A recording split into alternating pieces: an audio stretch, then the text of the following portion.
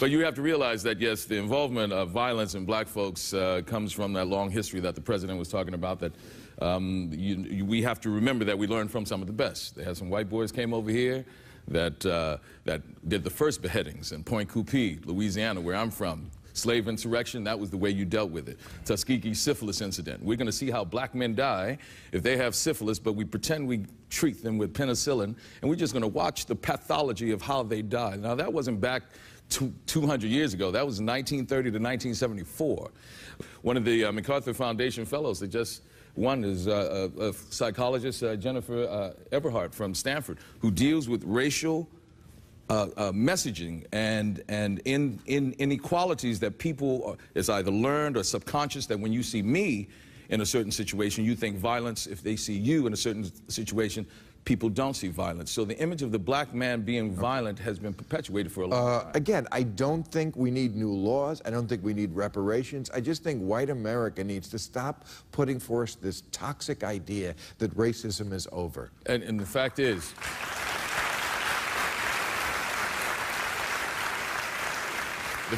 while we have this very comfortable colloquial debate about it, when the lights go out and I go out in the street and I get behind the wheel of my car, the most dangerous moment I ever have in my life is when a police officer pulls me over. Every black man in America knows that when that happens, there's actually a possibility his life may come to an end, and that shouldn't happen. It actually happened to me in Louisiana. Dressed as I am, going to my uncle's funeral, 2 toddlers in the back. I just picked up my cousin from Chicago, 100 degrees on the road in Louisiana. I'm pulled over, and I sat there waiting for the cop to come. I have a habit of always taking my wallet out and putting it on the dash to make sure he doesn't think this is going for a gun. I sat there and sat there and sat there, and I realized he hadn't come. Air condition on, 100 degrees, and I look in the mirror and I see.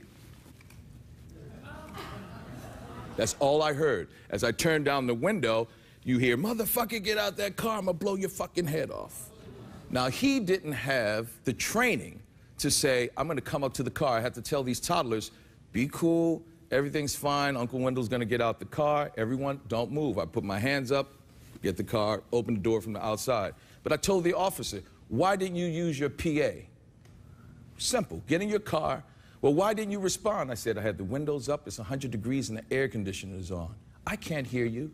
That's poor training, that he didn't know that I wasn't going to be able to hear him in the car. He's going to fire. So it's that sort of incident that happens too often, all the time, that white America has to understand that Wendell Allen in New Orleans, Mr. Garner in Staten Island, Michael Brown in Ohio, is a constant all over this country. And if we're going to sit here and pretend that we are post-racial, you have to realize that I can't afford for your belief or denial that my life isn't in danger. Okay. But